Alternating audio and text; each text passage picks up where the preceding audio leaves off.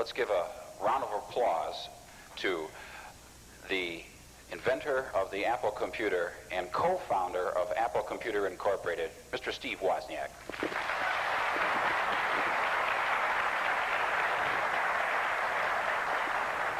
It's really quite an honor for me to be invited frequently to clubs around the country, and so I usually always say, yeah, I'll come out and talk to you, and I'm not really a public speaker or a real professional type person, but it's great to be here in Cleveland for the first time.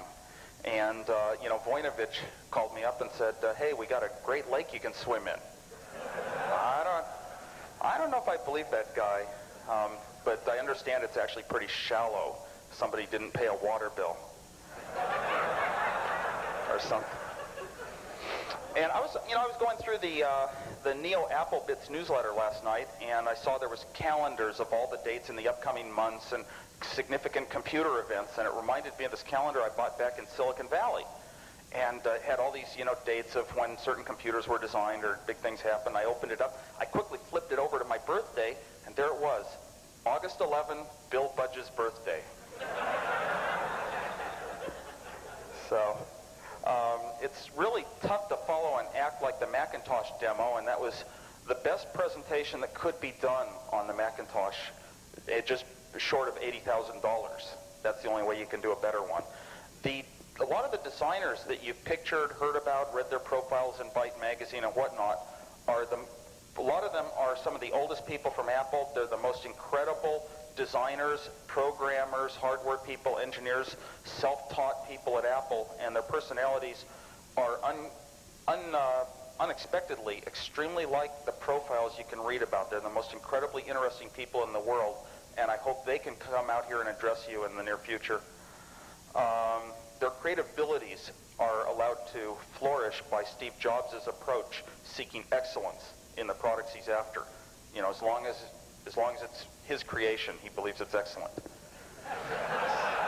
So he's the greatest showman in the world. He's the greatest speaker, presenter. He's the most capable, able, intelligent person you could ever meet in your life. And all I am is just, normal. I go to Denny's even, So pretty much I'm going to start with a talk about how Apple came into the world from nowhere. What led up to this whole thing of personal computers ever happening in the first place? And I'll think back, way back to school. Myself, I've been sort of the engineer who designed the first Apples. Back in school, I got into science fairs. You get a technical orientation. If you live in Silicon Valley, there was a good chance that a lot of the local parents worked for electronics companies. A lot of the kids got into house-to-house intercom clubs. We were into walkie-talkies, so it's a good community to grow up and happen to have an electronics bend as a hobby, because our parents were mostly engineers. Early in school, I happened to get aimed towards logic design, very, very early ages, and ham radio and whatnot. In high school, you combine being a good math student. It's unusual to go into electronics courses and learn how TV signals work and sync signals and color phases. It's unusual because electronics in high school is generally, at least it was back in the late 60s, considered to be like an auto shop course. If you were a top bright student, you generally didn't take it. But if you combine math and electronics, you've really got the good start towards engineering. So fortunately, I got aimed towards the electronics and the math. Up until that time, pretty much electronics had meant to me, before I really got into computers heavily, pretty much meant extra little pranks I could play around school, as well as fun I could have, with friends on the house-to-house intercoms. And typically the pranks that, if you know electronics, other people around you don't quite know how something could have happened.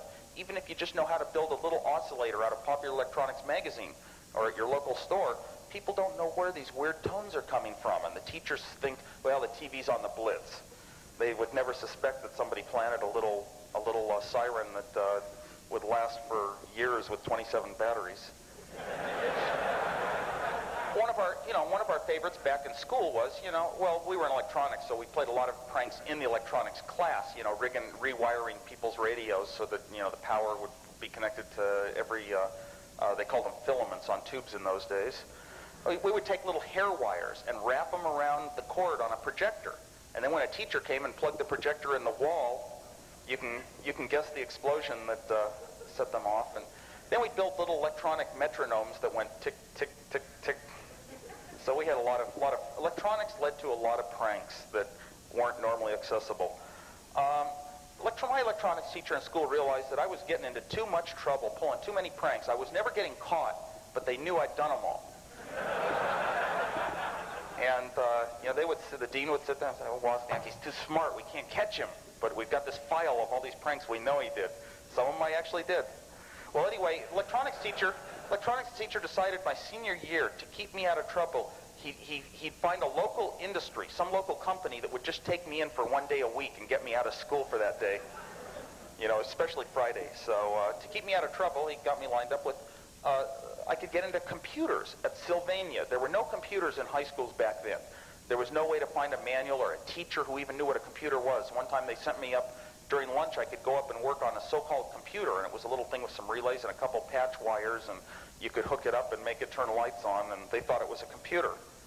Well, I went down to Sylvania, and I picked up right away, I picked up this book called The Small Computer Handbook, and it was one of the first little handbook manuals that you could learn binary arithmetic and how computers had registers and instruction sets that would tell this register added to that one, then do a test if it's negative, branch here, addresses and whatnot. So that was the PDP-8 handbook from Digital Equipment Corporation. And back then, of course, mini computers were too expensive to afford. And also I got to write my first programs, and that was very unusual to be in high school and be writing software back in those days. Well, I was totally self-taught for this start into computers. And after getting the Small Computer Handbook, I had known digital logic for about 4 years, so I started designing, first of all, a calculator that would just add, subtract, even do square roots. And of course it was, dozens of pages and hundreds of chips. Eventually I started trying to design the computers that were described in the handbooks. And so all on my own, there's no motivation, there's no classes, there's no grades, there's no reward, there's no money. Just started doing my own designs on computer, and I had no friends that I could share it with. It was very unusual not to have teachers or parents or friends that you can even talk about what you're doing. But you work hard, and your designs, every time you'll design a PDP-8, and then you'll design it over, and it gets a little better. A new chip will come out, you'll design it again. So oddly enough, even by the end of high school, back in very early years, 68, every time they came out with a very new MSI integrated circuit chip, boy, I was right onto it.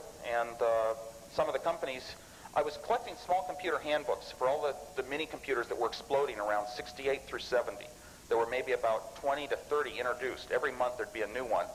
And I would collect all their manuals and look at their instruction sets and design versions of them. So some of the companies were interested in my designs. I could never talk the local Silicon Valley companies into giving me the components I needed to actually build one. By this point in time, it was my goal in life that this was the one thing that I had pretty unique in the world, nobody else around me, but in my life I was going to own a computer. And this was in 68, in 1970, for example, the very cheapest 4K computer with no input or output. You had to buy a teletype for another $1,000 bucks. The very cheapest one cost twice what a car costs, if you want to put it in constant dollar terms. And but still, I swore that someday I'd be able to give up 2 cars and own a computer. And back then there were not very many people. Nowadays it seems computers are trivial things. Eventually, the Nova computer was introduced by Data General, and they sent a first brochure out that had described philosophies of the company towards an elegance of design. Make it very simple, and in the end it can still be better quality and faster and have better performance even than something that was complicated and had tricky little instruction set bits. Well, I looked at its instruction set, and basically it had, for arithmetic instructions, it had one instruction, and each bit had a particular meaning. And it was so obvious how you can just run each bit out of the instruction register into the right chip, and everything will happen with the minimum number of chips. And it turned out that the software you could write with their computer was just as good as you could with the other 16-bit mini computers of the day. But they had a lot of philosophies about why they were going to be so successful because of their marketing and the purity of their design. And a lot of people who were in the know just laughed at them. Oh, they just think they're going to become something big and major. But they made it. Then, pretty much in my lifetime, I'm off to college. And, of course, I got the highest possible entrance exam scores in areas like math and sciences and whatnot. But I really wasn't the sort of person motivated to achieve grades. It was just interesting to be in life and be doing interesting things, and attend classes and take tests was, one of those things you had to do. It was more important to basically pay attention to what was important to you in your life. In other words, I would go down to the Computer Science Center at our college, and I would buy manuals on the CDC computer, and I would study every manual I could, learning new languages and new operating system calls and whatnot. Not because I had a class, not because I could get a grade, not because I had other friends that did it. The reward was totally like solving a puzzle in your head. It was self-rewarding. And I spent pretty much that first year of college designing computers constantly in between the all-night bridge games. And probably went through about 50 computer designs, so I got good skill at it just due to doing it over and over. Also, off in college first year, still I've got electronics knowledge, and there's a lot of pranks you can pull. I went through high school pulling a prank a day. Well, built this TV jammer. A friend's father showed me a little design, and you could hold it in the palm of your hand. Couldn't even be seen. You could turn the knob, and you could jam any channel you wanted. Well, so first of all, I thought, well, this is funny. I showed it to a couple of friends. Well, then I went over to another dorm where they didn't know about it. And I took a friend with me, and I would sit in the back late at night, and I would jam the TV a little. It would start to fuzz up. Well, this friend of mine would sit in the front row, and he would just, walk up to the TV and hit it. Perfect. And then, so after doing that for a few times, eventually he would have to hit it harder and harder and harder. And everyone in the room these are totally normal college kids, You'd say they were the peaceful sort, back in Vietnam days, and, very, very normal, casual, simple people. After a while, they would be throwing chairs at the TV set to fix it. And every night, they would station a guy next to the TV, and it was his job, when it went bad, to hit it and make it work. That was a lot of fun. Well, so sometimes, and it was interesting, never to get caught. I would even be the one, I would carry the jammer in my left hand. I'd go up and turn the fine tuning on the TV with my right hand, and it would go perfect. And I'd pull my hand away, and it goes bad. You tune it a little, and perfect, bad. It's the most frustrating thing in the world. You can't get this TV set to work yet. It seems so close.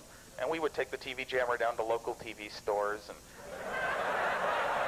they had quite a few interesting salesmen would really get flustered trying to demonstrate how good this TV was.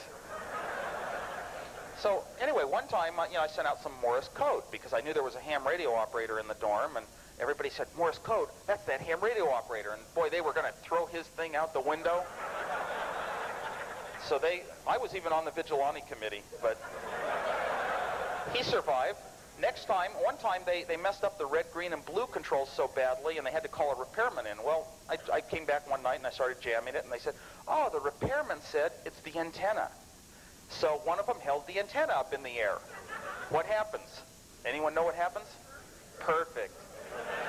Well, it only stayed perfect for about a minute, and then it went a little bit hazy, so he held it up real high. Okay, and then eventually he had to stand on a chair, and it was perfect. And then within just a couple minutes, he had to stand on his tiptoes, and it was perfect. And if he came down on his heels, it wasn't.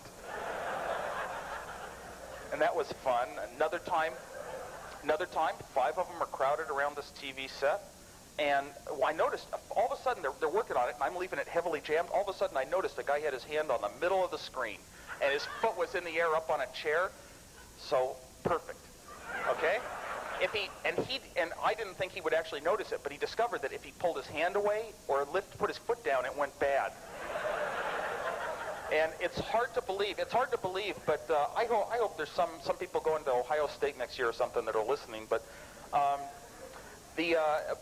for a half an hour, 20 normal college kids watched Mission Impossible with a hand on the middle of the screen.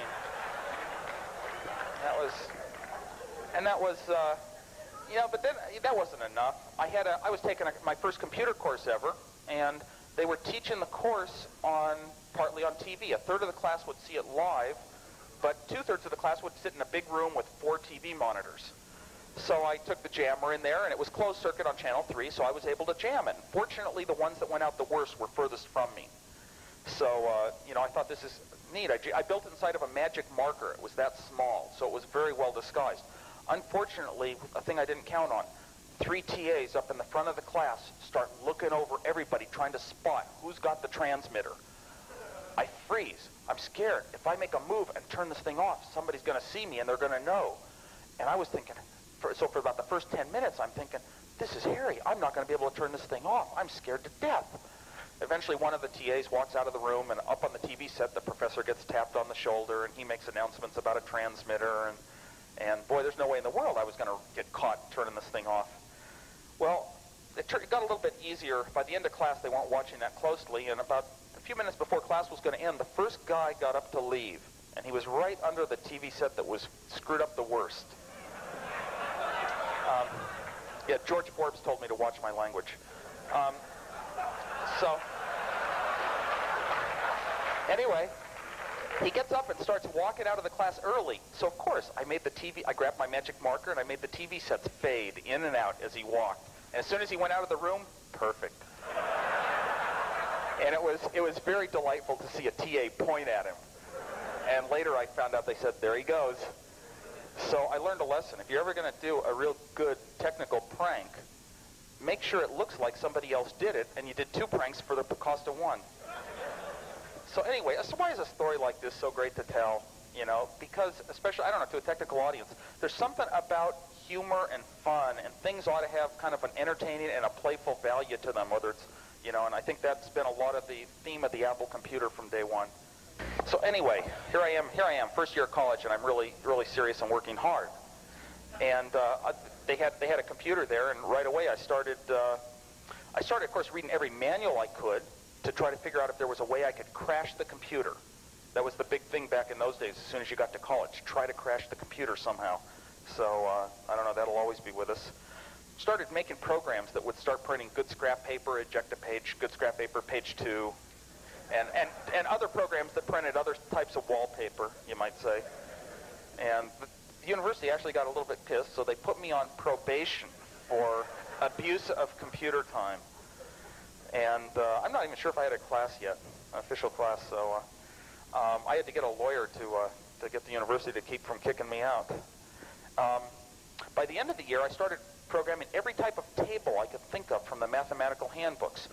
Binary numbers, inverse powers of 2, primes, factors of numbers, you know, all these things that are sort of normal that you read in the handbooks. Well, what I would do is I would submit 6 decks with 6 programs, all with punch cards. And they would run through, and a couple hours later I would get my output back. Each one of them was 60 pages times 6, so I got 360 pages back every couple hours. And I would be at the computer center, and I would get new punch cards back that I would feed in for the next 60 pages on each deck, because that was all that I could run. I could only run a minute program at each time or something. So I would run the next 60 pages through, and I would do this several times a day. And I just had piles and piles of printout accumulating that was slightly worthless. And I did one dumb thing. I ran it all under my own matriculation number. So in the end, the professor called me into his office, and he said, he turned on a tape recorder, and I got really scared. They're taking this thing seriously. He says, this is not what we're doing in our class. And I said, well, it's Fortran.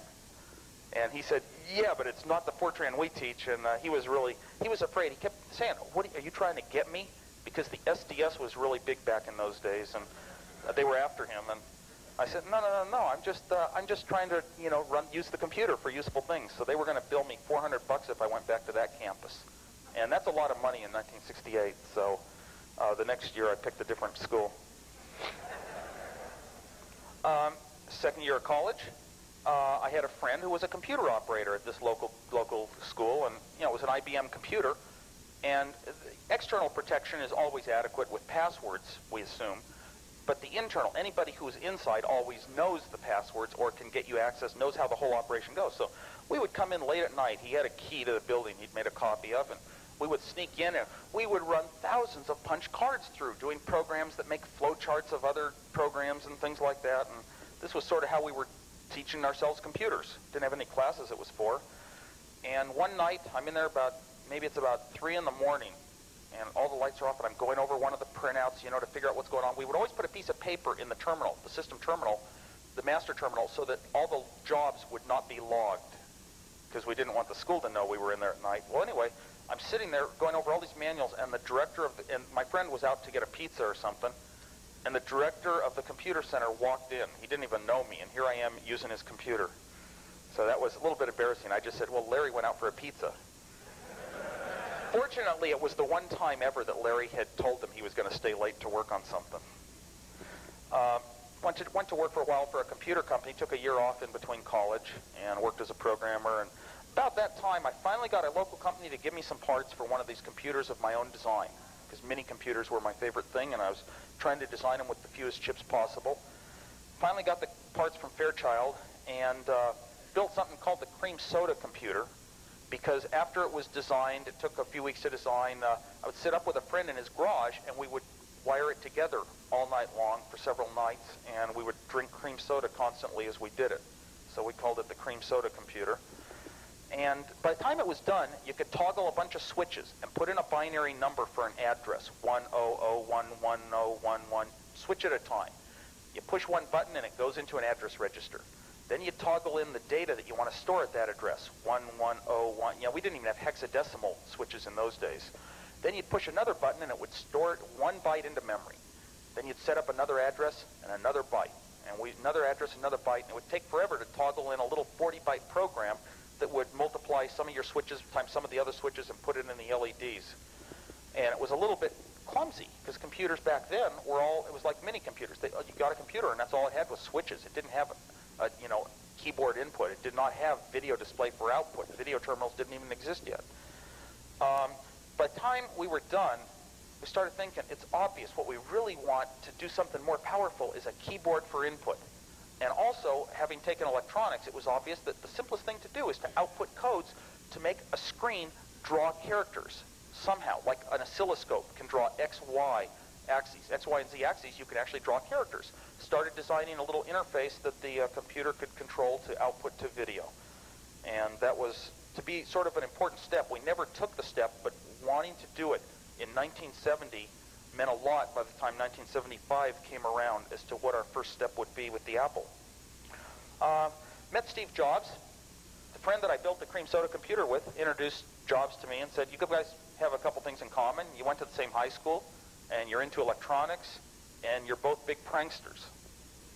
So that was what we had in common. And sure enough, you know, over that the first few months we met, we tried to do a couple pranks. We painted a big, huge sheet. There was going to be a graduation at the high school. So we painted a big, huge sheet, and it sort of had the Brazilian sign for best wishes. And the idea, we even got a friend's mother to sort of help us do the shading until she realized what it was. And it was very well done. It looked very good. And the idea was this thing will drop off the top of the 2-story building and unfold just as the seniors are marching off from their graduation. wishing them luck. It said best wishes. So, and that one, we had to spend several nights getting a mechanism together. You know, we had to keep changing it. We'd climb up on top of this building all night long, and we finally had a couple of big long tracks and skateboards with bricks on them. Everything's tied with ropes so it can't fall on anyone. You know, we put the tennis shoes to hold the sheet in place so it wouldn't blow away, and we had everything set up and secured by a 40-pound fishing line. And then Steve told one of these other seniors pulling a senior prank one night exactly what we'd done, and they let it off the next morning. So it didn't quite make its show. We came up with a real clever one, though. They were going to have a graduation, and we thought all the parents at our high school would sit out in the stadium on the field, and the kids would be in the stadium stands. And we thought, well, we figured out how the sprinklers work. They had a master switch and then a switch for different sprinklers. We would turn on the one on the parents while they were sitting out there watching graduation. And we got a little locksmith friend of ours to come help us pick our way into this building where they had all the switches, and we were going to tie fishing line to it and have it ready to pull outside and just pull the thing to turn the sprinklers on. In the meantime, we were going to make sure we epoxied the whole panel shut so they couldn't come and turn it off. And we weren't quite able to pull that one off. We were out late at night, though, and we couldn't quite get into the right building. Anyway, in this summer, I'm about to head back to my third year of college, and I picked up an Esquire magazine at my parents' house and started reading an article entitled Secrets of the Little Blue Box. And it had a picture of something that looked like a calculator, and it said fiction. Okay, well, I started reading this fiction article. I normally don't read them, but it was there, and I didn't have anything to... So I started reading it, and it tells this incredible story about these kids who go out to lonely payphones late at night and start placing calls all over the world, and they call payphones in London railway stations and dial-a-disc in Sydney, Australia. And it was so intriguing. And the hero of this article was a guy named Captain Crunch. And Captain Crunch would sort of sit there half trying to boast about how he knew everything he could do with phones, but that, of course, he didn't do anything illegal anymore because Ma Bell might be tapping his line. And he would be saying, I only, of course, I know all about Ma Bell. Ma Bell has weaknesses, but I only explore a computer. I'm interested in computers, systems. I want to explore them, to go as deep as I can and to discover it. It's a system. And, of course, I don't do those things anymore. Ma Bell, knows I don't do them anymore. He would be one of these dual personality type folks. And he came across the story. He came across so incredibly interesting in the story. And my image was he had this van with racks of telephone equipment. And he would pull up in Arizona. He'd pull up to a payphone. And he'd clamp into the cables and direct networks all over the country. And this was the most incredible engineer you could ever meet. So before I was even done with the article, I called Jobs up on the phone, and I said, listen, let me read you this guy Captain Crunch. And I started reading him the whole article and telling him about these kids and their mysterious little box that could make free calls just by playing the right tones into your telephone. And it was labeled fiction, but I started talking to Steve saying they gave out too much information for a fiction. You don't say 700 and 900 hertz, 700 and 1100 hertz, 127 for the sender, or whatever the numbers were. You don't give that much information in a fiction. Something's wrong. So the next day was Sunday, and we decided to go check it out. Supposedly there were telephone company manuals that had been withdrawn from circulation that had the proper information. Well, we went over to the local technical library that we knew of, and on a Sunday, about the only place we knew that didn't have any security, and we knew there was always open doors and we could get in and read computer magazines and things, was Stanford Linear Accelerator. So we went over there and walked in one of our normal doors and just walked to the library.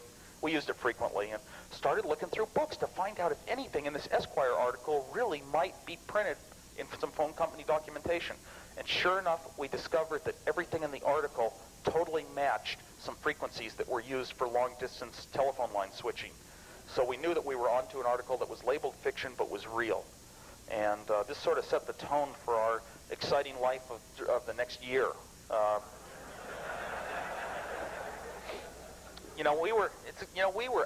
We were out to just explore this incredible little device and actually, have this fun and show off at the parties with it. And it related to electronics, so of course I was intrigued. That was my only reason. Okay, heading off to Berkeley, and pretty much, I took the same approach I had first year college, which was, learn what's interesting. I would take computer science courses. I'd flip through the book quickly the first couple of weeks, learn all the interesting, important stuff. I would do problems that I was interested in. I would not necessarily do the problems that were assigned for homework. And for that, sometimes I'd get perfect scores on every test and get a B in the course for not doing the homework. But still, I knew I was doing the right thing. So I started actually building little black boxes and red boxes and eventually a blue box. And these are devices that can place free phone calls. And I would sell little black boxes, $2 worth of electronic components. Put it on your phone. Anyone who calls you wouldn't get billed. And a couple of the kids, their parents would write them letters saying, "How come we never got billed for a call from Florida?" So we were having, fun. I was becoming master comedian, reading all the articles about the interesting characters and the interesting things you can do with these boxes and how you can just put the right tones onto the phone line, go from country to country, up to the satellite, back down, call the phone next to you, and hear it a half second later. Eventually, this guy, Captain Crunch, was supposedly heavily wanted by the FBI for all of his mischief.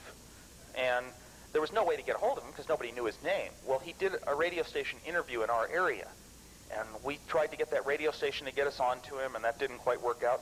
One day, a guy came by my dorm room, and I started telling him all these incredible blue box stories and jokes and pranks, and I told him how my code name in the day was Berkeley Blue, and Jobs was Oaf Tobark. And he said, "Don't tell anybody, but I know who Captain Crunch is." I said, "Who?" He said, "He works in Cupertino at KKUP." So, boy, we got on the phone to KKUP, and we arranged to meet Crunch in a few days.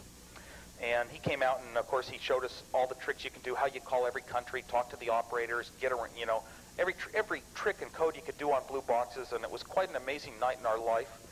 And then on the way home, Jobs' car broke down, generator ran out, so we walked off the freeway to a gas station, and we started making a call with the blue box to call somebody to pick us up.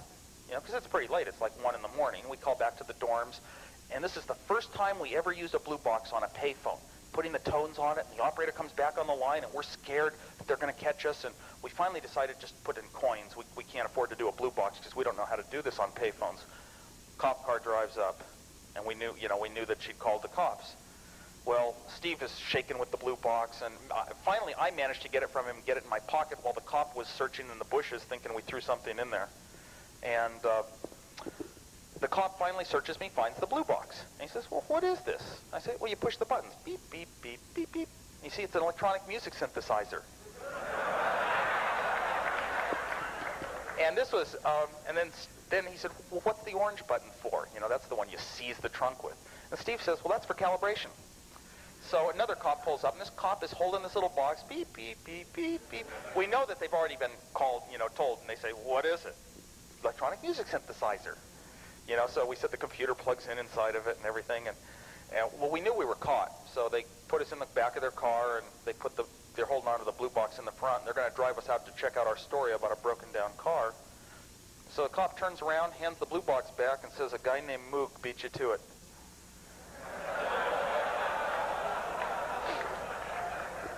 So anyway, Steve and I, this was kind of our first little business. We started selling blue boxes door to door in the dorms. And I was happy to make them, and Steve was happy to get some money. And it's hard, people do not believe that we actually did this door to door, but we had clever ways to find out if we had the right people. And then we would arrange for 20 people. Every one of them had to know somebody in another country. They would all show up that evening, and whatever dorm it was in, I would insist that they connect a speaker so everybody can hear everything that goes on. This was like a show. I was master of ceremonies. And I would always insist that they record it, because somehow we had a feeling that this was like one of the most historic, memorable things of their life, and they always had to have a tape recording because it was worth so much. And we'd call all these countries, pulling pranks, reserving hotels in Paris for the president, and waking the Pope up saying we were Henry Kissinger, and it was embarrassing when the bishop, who was going to be the translator, said, "You're not Henry Kissinger," and I said, "Well, I should have used an accent, huh?" So, and we would show up, and we would call country to country. We would call London. We would get them to route our call to Tokyo, back to London to Tokyo, to London to Tokyo, and then we'd call the room next to ours, the dorm room next to it, talk in one phone, hear it in the other room a second later, and of course everybody was amazed to see these incredible demos. Late at night, Steve and I would go out to pay phones, and we would just call country after everything we could with the blue boxes, every code, how to talk to the operators and trick them into putting your call through to somewhere else. And we got pretty good at it. Well, one time we go to 2 pay phones, and we got 1 blue box. We'll both share it. Well, I knew Steve was busy on his calls, so I just had the operator, the local phone agent, we knew the name of George Alex. So I did an emergency interrupt to Steve's pay phone from George Alex. And so all of a sudden he hangs up his phone and he turns to me and says, "We got to get out of here." And I'm near laughter, and I said, "Nothing to worry about." And he says, No, George Alex is here." And I said, No, Steve, he's not. I figured he would understand what happened. No, George Alex is here. He can get pretty hyper, so it took quite a while. He was running off for the parking lot before I could convince him that. So even he could be pranked out once in a while. Anyway, I did have one important philosophy that I picked up from the Esquire article on blue boxes. Okay, and blue boxes is kind of like you're doing something you shouldn't be doing. You're using somebody else's system you shouldn't be using. It's kind of like computer hacking. I had this philosophy that the phone freaks were so pure. All they wanted to do was explore the phone system as a computer that had faults and bugs and little tricks you could do and ways to get around that they didn't know about. And you were sort of the unseen guy doing it. But you didn't do it to rip off Ma Bell. So, of course, I paid my own phone bill. I had $40 to $100 phone bills a month as a college student. If I called my aunt, I paid for the call. I only made these fancy calls on the blue box just to try to explore what I could do. And it was a very pure philosophy, and I didn't find out till many later years that phone freaks like Captain Crunch basically didn't even want to pay their phone bill. So, I don't know. Anyway, after that year of college, 3 years down towards a computer science degree, doing well, go to work first as an electronics technician and 6 months later as an engineer at Hewlett-Packard, working in their calculator division, designing calculator chips. So it's a pretty decent job for the best company in our area. And first of all, I looked at the calculator chips and discovered they were little tiny serial, they were digits. They worked in a very strange way, but in the end, there was a little computer in there. It had decision instructions, and it had add instructions, and it had shift instructions and the like. And it was just sort of another intriguing computer. It just didn't have very much in the way of I.O. Pretty much I drifted away. I worked on calculator chip design for so long, drifted away from mini computers for about 3 years, totally out of them. Didn't even know that microcomputers had come or what they were doing or what they looked like. Was very far from them, which was unusual because my whole life had grown up around mini computers. Stopped collecting manuals and that sort of thing, and I started just doing other things. Started to dial a joke. When I was in Phone Freak at Berkeley, I discovered there were lists of all these recordings all over the world you could call that would do intriguing things. So some of my favorites were I'd call this number in Los Angeles, and it was called Happy Ben. The guy would say, "Hello, it's Ben again," and he'd sing "Happy Days Are Here Again," and then he'd hang up. So, and I always used to like that. I'd be at the computer center at Berkeley till late at night, and then I would call the operator and say, "I'd like to place a collect call." And I would tell her, "This guy is a little bit strange and impatient, so just let him finish his thing and he'll talk to you." And they would have no idea it's a recording, but it was always fun to listen to Happy Ben. There were also, at that time, 1971, 1972, there were a lot of joke lines in Los Angeles. You call them, and they would tell jokes. And some of them would go on for minutes, telling these incredible, funny stories about fictitious or real people. Well, I came back. I'm working at Hewlett-Packard. I decided I'm going to start Dial-A-Joke, in the first one in the San Francisco area. So I bought a little recording machine, and I called up the phone company, and I got a phone line, and it was $40 a month. You had to rent the answering machine from the phone company in those days. So it was $40 a month, 1972, so that's pretty expensive. Anyway, people would call the machine, and every day they'd hear a joke, and it was usually a Polish joke. And I just always felt those are okay because, humor is worth more than, all this problem about people are sensitive and whatnot. And Polish jokes were real big back then, the official Polish joke handbook. Anyway, every morning I would record about a 10-second joke. Then during the day, after a couple of weeks, people just found out about it by word of mouth, and 2,000 calls a day would come into this machine. It was totally booked. There were probably 20,000 being dialed. Well, it turned out that I discovered real quickly that anybody who had a phone number that was one digit different than Dial-A-Joke got about 50 to 100 wrong numbers a day. Okay, and I think I get a lot of phone calls now. So I would change the phone number, and then I would find somebody else got 50 to 100 wrong numbers a day. Well, I said, I got to have an easy number to dial. So I finally did a little checking. I talked to the phone company. I told them how desperate the situation was. Of course, they knew from the people who were getting all these wrong numbers. And I talked them into giving me an easy-to-dial number, 255-6666, real easy. And then I discovered that one of the biggest companies in our area had a number that was one digit different. They came over and said they were afraid to answer their own phone anymore. So, and it was fun to run Dial-A-Joke. At one point, there was a Polish-American group that threatened me with lawsuits a couple times, and I was shocked to know that people had bad feelings about this humor. So I finally had to ask them, well, what if I tell Italian jokes? And they said, well, that's fine. So I had to switch, and somebody sued Steve Allen and went to the Supreme Court, and they finally lost. But Dial-A-Joke was kind of interesting. At one point, this machine getting 2,000 calls a day, it was the most heavy-duty answering machine possible to build, but it would break down once a month. And so, of course, I was glad I rented it from the phone company for $40 a month. They'd come out and they'd fix it for free, and I would always tell them, you got to come after 5 when I get home from work, because I don't want you there while I'm not there. And I was very much into anti-phone company propaganda anyway from the Blue Box days. My favorite book was, I'll get to that. Well, anyway, one time the machine broke down, and I called the phone company up, and I said, be sure the guy comes after 5. I came home from work the next day, and there's a note on the door saying, I was here at 3. Why weren't you here? So I called the phone company. Listen, I was here. Get the guy out here after 5 tomorrow. The next day I come home, and there's a note on the door. I was here at 2. So I called the phone company so irate and screaming, that's what you said twice before, and they assured me he'd be out there 5 the next evening. I come home at 5, and he was there at 4. Left a note. So I said, well, okay, that's enough of that one. I screamed as much as I can, so I called back the phone company very politely, said, I'd like the repairman out to fix my phone tomorrow at 5 o'clock, thank you.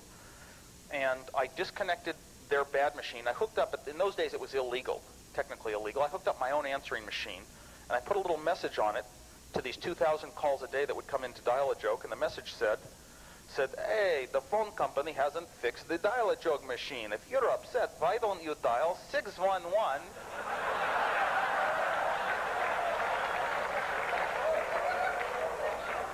And at the end of the message, I said, and if your friends missed their jokes too, have them call too. So that the message call a bunch of times, will get through. And anyway, I went to work that day, and it was a busy day. I came home a little before 5, and I disconnected the machine. I picked up my phone just for the heck of it, and I dialed 611. I said, I have a complaint. And they said, we know, dial a joke. So every other call to telephone repair that day had been for dial a joke. And sure enough, 5 o'clock, the telephone repairman shows up with a supervisor. So I let the supervisor stand out in the rain, and I gave him a copy of I'm sorry that the monopoly you have called is not in service, or something like that, to read. Okay, anyway, working at Hewlett-Packard and calculator chips, I still had, interest in electronics as a hobby. Pong came out. Saw Pong in a bowling alley. So intrigued by this incredible game with a TV set. I knew TV sync signals from high school electronics. I knew digital logic. I figured out that I can build a Pong machine.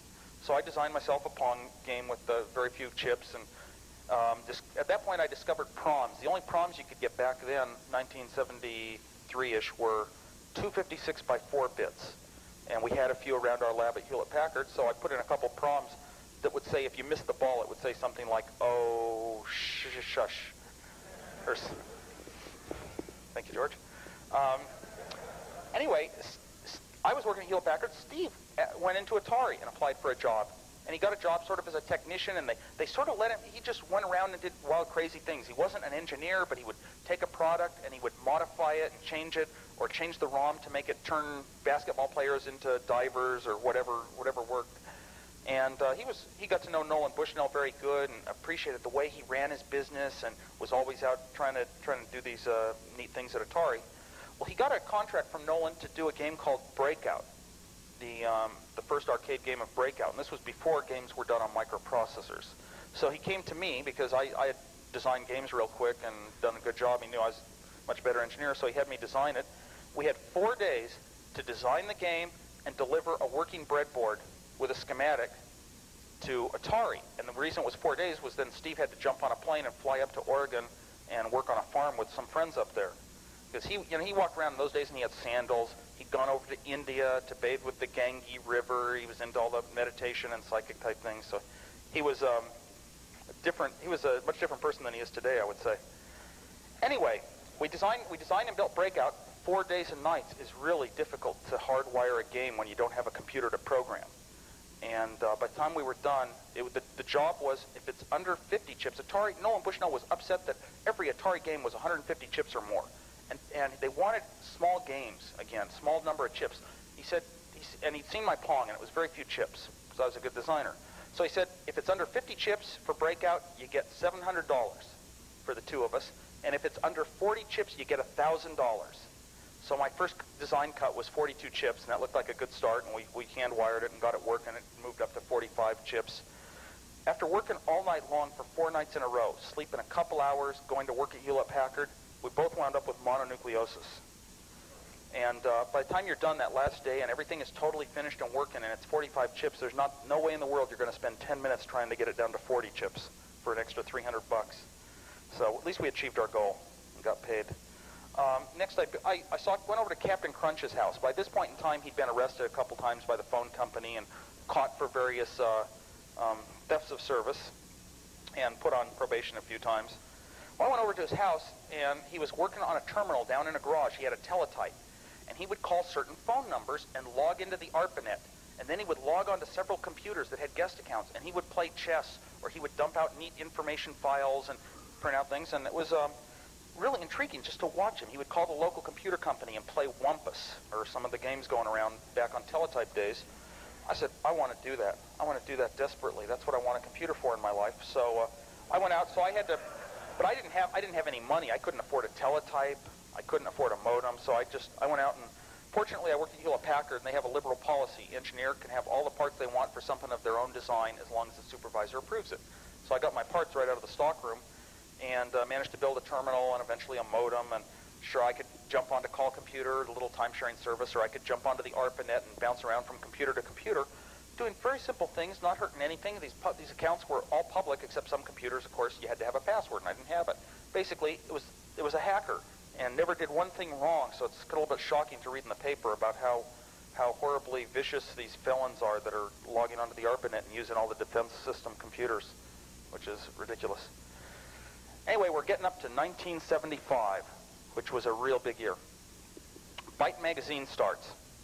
It's started by Wayne Green, who's the editor of 83 magazine. It's a ham radio magazine. And ham radio hobbyists were the ones sort of tending towards computer circuitry, and especially digital stuff. So he's going to start Byte magazine to focus on computers. And his accountant told him, for tax reasons, put it in your wife's name. So he did, and then they got divorced. So eventually he was going to start a little competitor called Kilobyte, and it means kill byte, 1,000 times better than byte. And Byte found out that he hadn't registered it, so they went out and registered it, and he had to go kilobaud. Anyway, 1975, the first microcomputer kits are coming out, and the first one was the Altair 8800, the first really big popular one. There were just a couple leading up to it. The Altair 8800 based around an Intel 8080 microprocessor, and it was totally a kit. Ham radio operators were used to using soldering irons, soldering transformers, PC boards, putting components in, wires over to the switches, big long buses of wires to connect up. This was normal to, a small segment of our population to do your own kit building. And the Altair 8800, you'd get it built for $600. You had something like a couple K of RAM, and all you had was switches on the front. It looked like a big rectangular mini computer. Switches and lights on the front, and it was all binary. There was no such thing as a keyboard, no video. There were just promises. You could buy a card that would hook up to a teletype for your input-output device. The first microcomputer club started, and the first one in the country, we believe, was the Homebrew Computer Club in Silicon Valley. And the word homebrew gives you a good idea of where the home computer thinking was in those days. It was people who would build it themselves. Little technical fringe elements that had electronics as a hobby, not just as a useful, so they could have useful tools in their house. The Homebrew Computer Club first meeting was in a garage in Palo Alto, and there were about 40 of us, and it's raining outside. And all of a sudden, I started discovering that, there were magazines with these Altair computers. I had totally dropped out of computers. I had totally forgotten about them for 3 years. I discovered there were little cheap computers now, and there were all these high school kids running around that knew words like, knew the right words for register names and instruction names on an 8080, and they knew the processor names and microseconds. And I didn't know any of this stuff, so I had to, I was a little bit dumb, but I just pretended like I knew a little, because at least I built a terminal, and that's why I was here. So I discovered that it rekindled my interest in mini computers, which were now microcomputers. I picked up a manual. I looked at the instruction set. I discovered this was the thing I'd come up to love my whole life and wanted to own. A computer with instruction sets that add registers and send them out to I.O. and makes decisions and branches and whatnot. And decided now was the time to start heading towards building my own computer. I was finally going to own it. People in the Homebrew Computer Club would come by when we were first small, like up to the first, up to 100 members for a while. And they would tell tales of going to this company out in Albuquerque called MITS and seeing this first Altair 8800 computer and saying how they had seen BASIC running on it, a language, a higher level language on this little microcomputer that you could own. They had also seen them working on floppy disks that you could hook a disk drive up to it and actually have an operating system. And these stories were sort of setting an image in my head of how incredible this thing was approaching the position that it could eventually replace the time-sharing service that I had come to love to play computer games on. And maybe I could own one myself someday that would do all that stuff. Well, decided to design a little computer and attach it to this terminal that I'd already designed. That was the proper way to go. And my goal was to have my own computer that I could play games like Wumpus on. I could write programs and whatnot because I wanted to do this my whole life. I looked around. The 8080 microprocessor from Intel was selling for $270 in single lots. Distributors for parts like a new microprocessor are set up to handle companies who have accounts. It's not like when you're an individual. You go down to a surplus store and you give them a couple bucks over the counter and you get some transistors. But it's not like that. When you get up into the newest components, the state-of-the-art components, it's like you've got to sort of understand what it's like to be a company, and there's accounting involved, and they need a lot of information. And it's a little strange way to buy something. $370 was totally unaffordable to me. I discovered that I could buy a 6800 through a special deal that Hewlett-Packard had. I could buy it for $40. So the Motorola 6800 was the one I designed the computer around. Before I got around to building it, a very unique introduction marketing strategy was employed. A company called MOS Technology came out with the 6502 microprocessor. They announced that it had many advantages over the 6800. It had better addressing modes and a couple weaknesses, made up for in certain ways. They didn't mention that they also were missing instructions like decrement accumulator and increment accumulator and things. But it sounded like it was going to be a much better processor, and that the die size had been so small it was going to be real cheap. Their product introduction plan was extremely unusual, and it was sponsored by Chuck Peddle, and it was to sell the thing over the counter at an electronics show called Westcon for $20. Actually, 25 bucks for the 6502 version, 6501 for 20 bucks. Well, myself and my friends from Hewlett-Packard, a bunch of us went down, and you bet, for 20 bucks over the counter, and you get a microprocessor, a real computer in your hand. And that was how we got into it, and that particular unique introduction was probably one of the main factors as to why the 6502 popped up in so many of the home computers over time, personal computers. My first goal was, I had watched the Altair computer.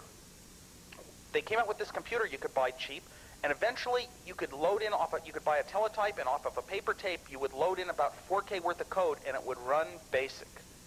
I had never programmed in BASIC. I had been Fortran, Algol, and other languages of the day, but BASIC, that was just some simpler language. Fortran was really the professional scientific language. But I had seen this astounding thing that BASIC had caught on as the coming personal computer language. That was the one all the club members wanted. It sold for $500 on paper tape from Microsoft. Okay, so that was pretty expensive when your computer is $600. And what our club did, we had grown to about 500 members by then. Maybe even 10 of them actually owned computers by now. And it was becoming a real big thing. We felt we were onto the biggest revolution ever, the home computer. MITS has come out with BASIC. Well, one of the members borrowed a paper tape from the club where we kept it that had MITS BASIC on it, and he had a high-speed tape duplicator, and he brought back 30 copies and started passing them out. And the rule of the club became, if you borrow the tape, you have to bring back more than you took. And so, of course, Microsoft got very upset, and it was one of the first big manufacturers going after a club, for copying material that you didn't have a right to and all this. It was probably a little bit unexpected in those days. Anyway, one of the guys who was, helping copy all these tapes was Steve Dompier, who's written all the KoalaWare stuff for the KoalaPad and the Micro Illustrator products. So some of us actually do good things too. This club was kind of interesting because you'd go down there and somebody would step up to the mic and say, well, we'd have two periods. We'd have, first of all, a mapping period where people would raise hands and speak. They would say, I want some parts of a certain type. Somebody else would stand up, I've got some RAMs for sale. Then we would go to a random access period, and you'd find the people who had the things you wanted and you wanted to talk to, and that would last for hours. And you could demonstrate products, or you could demonstrate projects of your own if you wanted to bring them in, like a little terminal. And one guy would get up to the mic and say, well, I've got a bunch of, is there anybody here from Intel? He'd say first. No? Okay, I've got a whole bunch of Intel chips here that I'm going to have a raffle on. So the personalities were pretty much, pretty close to what I see looking around this room, but it was like a lot of, especially younger, long-haired, the technical, the fringe element, because computers were still kits. You had to hand wire a computer. There were some people interested in software, but they weren't going to build a kit yet. So there weren't that many computers around yet. My goal was, I saw that BASIC was the big language, and I just bought the 6502 microprocessor the first day, as far as I knew, that you could get one. So my goal was, I'm going to go out and write the first BASIC. For all the mini computers, I would sit in my linear algebra classes, and I wouldn't be listening to the teacher. I'd be trying to code Fortran compilers for every mini computer I knew of. I could never run an assembler. I never had an assembler. I never had a machine. I couldn't afford it. So all I had done was sort of self-taught myself how you might build compilers. So I decided, well, I'm going to write the first BASIC for the 6502. And with a goal that great, I mean, especially when it's the first one, you're going to move as quick as you can. You're going to get more done in a month than you normally would in 6 months. So I got to work real hard and got the BASIC done by about November 75 after buying the processor in September. A couple months, and I could go down to the local club and after I got the BASIC written, and I sort of got the core of it done, and I was pretty sure it worked, did a little simulation with an ALGOL program at HP, I thought, well, I don't have a 6502 to run it on. So I had to go build my computer finally, and that became the Apple I. The Apple I was processor, memory, and a video terminal that was totally separate that I'd already designed. Built the Apple I, demonstrated at the club, and a bunch of people got interested. Well, the theme of the club was pretty much give to help others. Go up and explain problems. Meet people that you can help, that you can give them something they need, or tell them how to do a certain type of code. That was the theme of the club, the computer clubs that were springing up around the country. So I would go down, I would hand out schematics to anyone who was interested in how to build video terminals or how to build a 6502 computer real cheap. I would go to their house and help them hand wire it. And that was the theme of, there was no idea that this thing was a product. And eventually, Steve came along. And on the Apple I, the only proms available were 256 by 4 proms. So the only prom that was built into it was 256 bytes. That was enough that when you turned it on, it was good. The idea was it had to have a keyboard and a video display. It was totally different than the style of all the low-cost hobby computers of that day. When it turned on, I wanted to be able to type in hex, a decent language, a decent number scheme, hex. Who needs binary? That was a big step up. I never thought about decimal. Type in hex and put it into memory. I had to tell it where to put code in memory that I could type. I had to be able to examine memory on the screen and see the contents to make sure I put the right hex in there. And I had to be able to run a program at a certain address. And that was all you could do in 256 bytes. Anyway, eventually I demoed BASIC at the club. BASIC had grown to, I'd written it by hand. I couldn't afford an assembler. I couldn't afford a time-sharing system with an assembler. I would sit down and write the mnemonics on the right side of a sheet of paper. Then I would go back and figure out the address for each one, and pretty quickly I came to know which ones were 1-byte instructions, which ones were 2-byte instructions, and which ones were 3-byte instructions. Write in the addresses in hex, and then go in and I'd fill in the opcodes off a little reference card, and after a while I got so good I didn't even need the reference card. I could do it real fast and really amaze people and even do relative branch calculations pretty carefully. This is a pretty difficult way to do something when you're trying to write a BASIC faster than it's ever been written practically and have the first BASIC ever written, and you don't even have a tool like an assembler. Didn't have anything like mass storage. When it finally got done, finally built the Apple I, I would sit down and type 3K of hex digits into the computer for an hour, and then it could run BASIC. There was no cassette interface, there was no mass storage, so when you turn the power off, it's gone. It existed on paper only. And so it was a pretty unusual development for, products that went so far. That was the original Apple II BASIC also. Steve Jobs came along and he said, look, go down to the club, there's a whole bunch of people that want to build this thing, because I'd been going to people's houses to help them hand wire computers.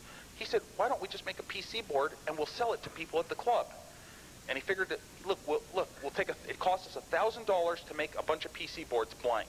And we'll put a silk screen on it that labels where all the parts go, because in the electronic hobbyist days, they're going to go down to the surplus stores, and they know where to buy a 2K resistor. They know where to buy a 7504.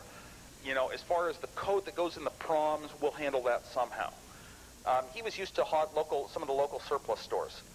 He said, well, it'll cost us $20 to build each PC board, and we'll sell them for $40. And I did some calculations. I said, well, maybe in our club we can get 10%, like 50 people to buy a board. 50 people might actually buy this thing. And we figured, well, we'll just barely get our money back at the best. And I said, well, that's not worth it. Got a lot of other things to do. And he said, yeah, we'll lose our money, but for once in our life, we could say we have a company. At least we'll have a company, And I thought, well, yeah, you got to be able to say that once in your life, because otherwise you're just going to be an engineer your whole life. So I said, oh, okay, that was good enough reason. making money was a very poor reason, because didn't really expect to. His motivation was totally to establish a company and something. He had watched the guys at Atari, the top people at Atari, and he wanted to. Nolan Bushnell was his idol. He wanted to build products and sell them. Anyway, Steve came up with the name Apple Computer, and we would both sit there and we'd each pop up a name, and it just wasn't as good.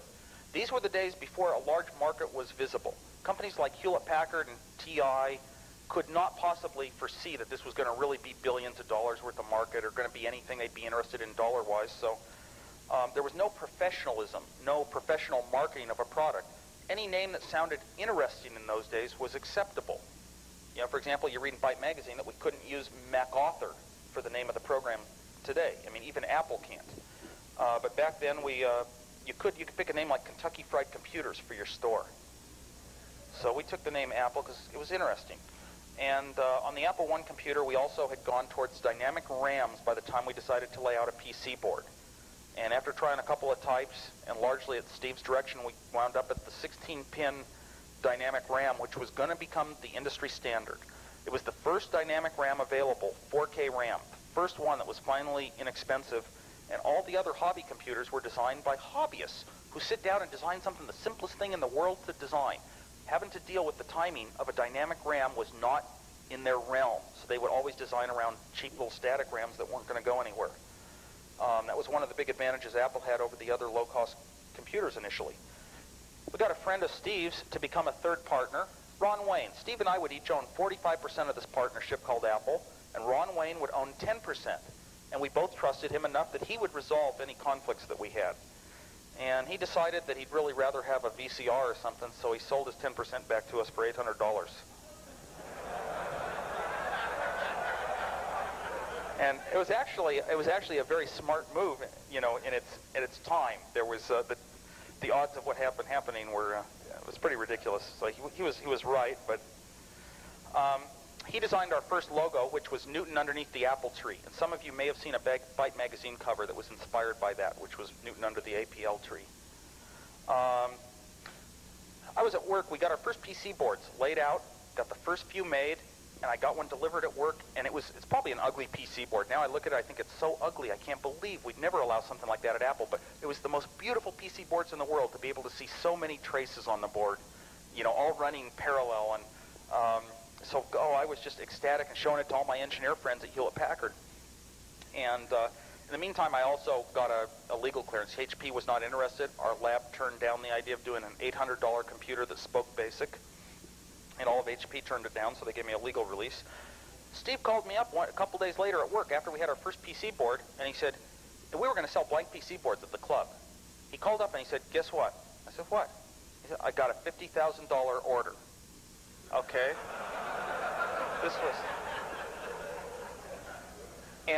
This was unbelievable. Could have never expected this in the world. We knew that home computers were starting to come, and here we only had one store in our area, the Byte Shop in Palo Alto. And the guy who owned the Byte Shop had seen me running BASIC down at the club, so he knew there was BASIC, there was a computer, it actually worked, and that the price was extremely good. So he ordered completely built computers. And what we were going to do was deliver PC boards that at least had all the parts totally in the PC board working. In the end, the dealer or the user had to connect transformers, video monitor, and a keyboard. So it was not like a built computer you pull out of the box complete, but it was the most assembled computer you could buy in those days, low-cost computer. Steve did our first ad. It was called Bite into the Apple or something. We put it in the home computer magazines were just starting up, and they still called it home computers back then.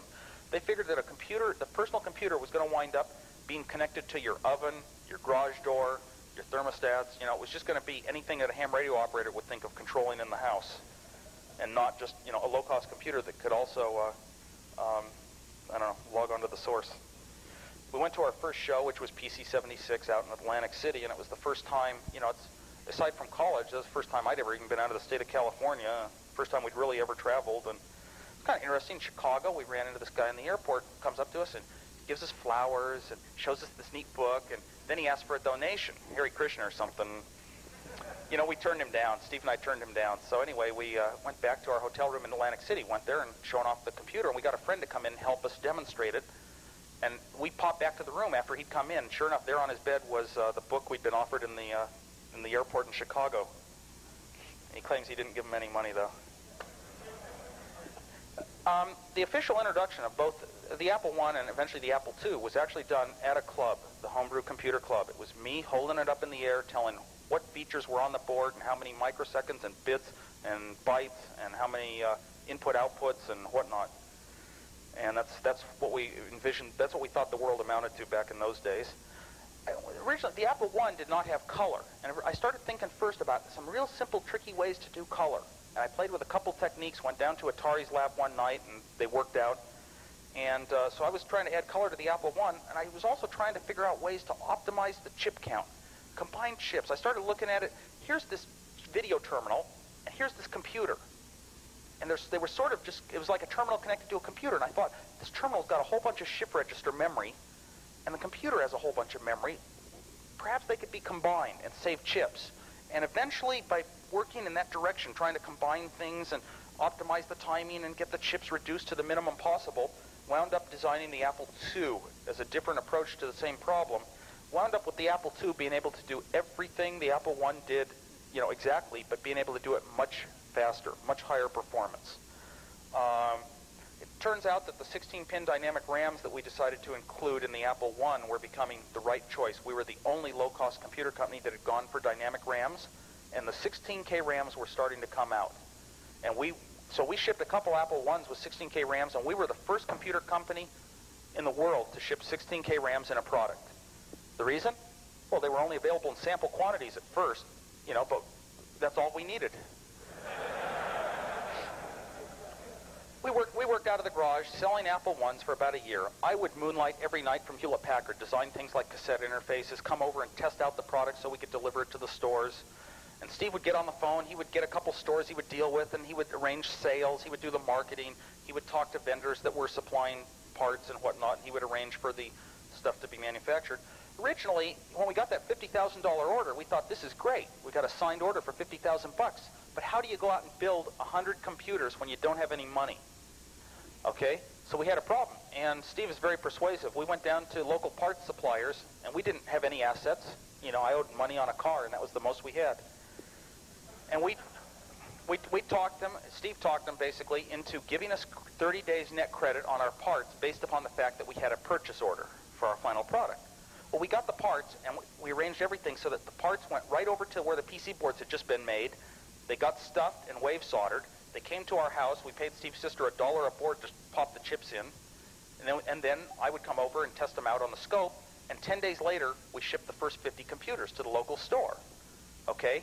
So we were able to turn the whole thing around in 10 days and then go pay off our parts suppliers. And it worked really good because we only had one level of management.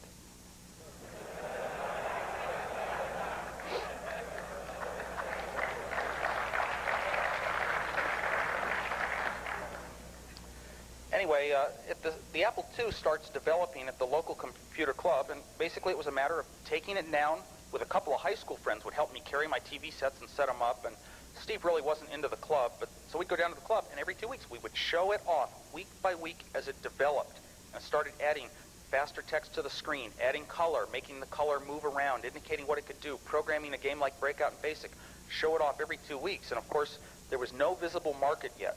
Because today we can't take a product that we're working on at Apple and show it off to the world for all sorts of reasons that we're afraid of competition, etc. Depending, how deeply you believe it. Anyway, the EROMs were starting to come around and be available. And the first large ROMs that were inexpensive were going to be available. So the monitor of the Apple II started growing week by week, up to 512 bytes. It did a little more. Up to 1K, it had some graphics routines for the color. And up to 2K, it had disassemblers and single-step tracers and all sorts of development aids, and unusual monitor for its day. The Basic was finished up, and so we came to the need. It turns out that we started working with some of the local semiconductor companies, and this was going to be the first computer ever delivered, low-cost computer ever delivered with Basic in ROM. That had never been done before. Also, we designed the Apple II to use 16K dynamic memories, and you could put 48K on the main board. You buy this one board in your computer, and it'll take 48K without any extra cards. And typical for the way the other computers were going was you'd buy this big box with a ton of slots. You'd buy a processor card that had a ton of chips on it. You'd buy a card with a ton of chips that gave you 1K of RAM. A card that had a little more chips, and it had 4K of RAM maybe at the most. So it was very unusual to talk about 48K on the motherboard. The I/O bus started to develop, and taking part of the processor's addresses and saying, each one, we're going to divide them up to slot 1, 2, 3, 4, 5, 6, 7, and actually 8 slots if you count slot 0. And a friend of mine came by and gave some useful suggestions. We'll have some of those addresses control the device. Some of them will go to ROM programs that you can put on the cards you plug in that will tell it how to work. And another bank of 2K will be shareable by everybody. And so the I/O bus took its structure. Next, the hardware is pretty well done and demonstratable, and I thought, well, here's some color demos on the screen, and people are impressed. And I would take it into HP, and the engineers would sit there and say, this is the most incredible thing I've ever seen in my life. They would watch the first color demos so easily programmed, and even in BASIC, on a computer, and yet HP's management could never quite go in that direction. They turned down the Apple I proposal originally to do an Apple from our department. Later on, as our division at Hewlett-Packard, the calculator division, started working on their first desktop personal computer, I said, I'm tired of calculator chips. I want to work on computers. That's where I'm going now. And I said I'd take any job on it. It can be CPU. Even though I've done the Apple I computer, I've done all this stuff. I'll do memory. I'll do a tape controller. I'll do a printer. I'll do the CPU. I'll do anything. I don't care. I'll help write the BASIC. And they staffed up about 20 people on the project doing what I'd done single-handedly all myself, and wouldn't let me work on it. So it was very awkward because I had deliberately and specifically asked for a job on that project. And also I tried to get onto a little BASIC machine that we're going to work on in HP Labs, and I didn't have enough education for that project. So I struck out 3 times at HP. Anyway, I thought, I had designed this game Breakout for Atari, the hard arcade game. And I thought, what if I've got a machine now that has all the color squares? I can actually program BASIC in color, not black and white anymore like the first one had been, and they just overlaid some color stuff on the screen. So I thought, well, I can program it maybe even in BASIC. I knew I could do it in assembly language. That was trivial. I had a lot of assembly language demos. So I started adding commands to the BASIC. Plot a point, change the color, draw a line. And eventually I could draw the bricks of Breakout. And then I thought, well, yeah, but you got to have a paddle. So I had to sit down and figure out a way to build some real cheap circuit that could have a bunch of paddles on it to operate, even later on joysticks, because I eventually wanted to do a space war game. Had to add a speaker for the sounds of Breakout. A lot of the feature, especially all the game I/O features of the Apple II computer, came about to implement this one game and to go down to the club and show off a game that's been written in BASIC for the first time ever. Well, I got Breakout done, and I could sit there, and it only took about 4 hours to write the first time. Everything, paddle controlling, ball bouncing. I would sit there and I could put in a command, change the colors of things, put in another command, move the score somewhere else on the screen. I could put in a mode where if you can go into remote control, automatic control, and the paddle would go on its own and never lose. And I can never tell you the pranks I played with that mode at the club demos. We would get somebody playing the game, and then I would flip it into that mode without them knowing it. And they would be sitting there turning the paddle and so amazed that the thing had enough randomness, it looked like it was jittering a little. And they would think, God, I can't believe I did it. Anyway, I would take the computer down to the club, and I would show them the game, and I would say, this was written in BASIC. And it was so incredible. I came through such an exhilarating phase to discover that all of these things that took so long to change in hardware, you cannot make quick, simple changes so quickly. All of a sudden, I can do anything in the world and do a lot more than the game. I can print text in between things. I can flash it to different screens. It was so incredible. I knew that this was the start of something really big when you can write a game in BASIC. Anyway, we started thinking about this computer as being the Apple II and being a second product. And I had really developed it just to show off at the club. We sold about 150, maybe under 200 Apple I computers nationwide. We hadn't really sold very much. We didn't have any money from it. And it wasn't like a real big business. It was just sort of neat to know you had done it once in your life. But now we had a computer that we realized the prospects were we could possibly sell thousands because it was the best of all the personal hobby computers going.